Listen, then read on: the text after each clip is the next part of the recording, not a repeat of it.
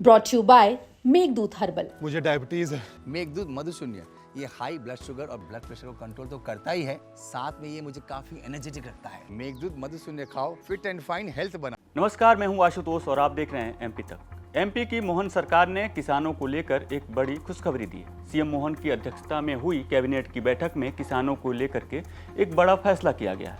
सरकार ने किसानों के लिए 2025-26 में सहकारी बैंकों के जरिए कम समय के लिए दिए जाने वाले फसल लोन को ब्याज फ्री रखने का फैसला किया है। इस फैसले के मुताबिक खरीफ 2025 सीजन की ड्यू डेट 28 मार्च 2026 और रबी 2025-26 सीजन की ड्यू डेट 15 जून 2026 तक तय की गई है। योजना के मुताबिक खरीफ और रबी सीजन की ड्यू डेट तक लोन की अदायगी करने वाले किसानों से प्राथमिक कृषि साख सहकारी समिति यानी पैक्स द्वारा 3 लाख रुपए तक के अल्पावधि फसल ऋण पर कोई ब्याज नहीं लिया जाएगा। आज मुख्यमंत्री डॉक्टर मोहन यादव जी की अध्यक्षता में कैबिनेट की बैठक संपन्न हुई है, जिसमें महत्वपूर्ण निर्णय लिए गए हैं।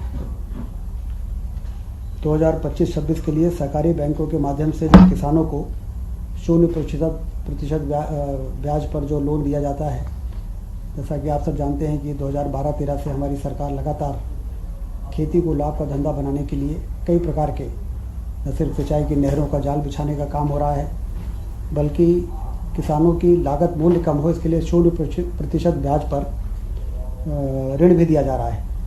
उसी कड़ी में आज उस योजना को निरंतर बनाए जाने का निर्णय लिया गया है, जिसके तहत 3 लाख रुपए तक का लोन दिया जाता है। वर्तमान वर्ष में 23,000 करोड़ रुपए वितरण का लक्ष्य रखा गया है और 0% ब्याज पर ऋण देना जारी रहेगा। इसके साथ ही राज्य सरकार द्वारा सभी किसानों के लिए 1.5% सामान्य ब्याज अनुदान और निर्धारित ड्यू डेट तक कर्ज की अदायगी करने वाले किसानों को 4% प्रोत्साहन के रूप में ब्याज के अतिरिक्त सब्सिडी दी जाएगी। सरकार ने इसके साथ ही वर्तमान वर्ष में 23,000 करोड़ रुपए वितरण का लक्ष्य रखा है। इसके अलावा कैबिनेट की बैठक में मोहन सरकार ने राज्य के 5 जिलों नीमच, श्योपुर, सिंगरौली, डिंडौरी और टीकमगढ़ के जिला अस्पतालों में बिस्तरों की संख्या बढ़ाने का फैसला किया है। इसके साथ ही अस्पतालों में स्टाफ की भारी कमी को पूरा करने के लिए 810 पद की मंजूरी दी है।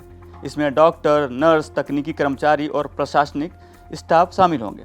सरकार का कहना है कि इससे ग्रामीण और पिछड़े क्षेत्रों में स्वास्थ्य सुविधाओं की गुणवत्ता बेहतर होगी और मरीजों को उपचार के लिए दूसरे जिलों में नहीं जाना पड़ेगा। माना जा रहा है कि सरकार के इन फैसलों से किसानों के साथ ही आम जनता को भी काफ़ी फायदा होगा। मध्य प्रदेश से जुड़ी तमाम बड़ी खबरें देखने के लिए देखते रहिए एमपी तक।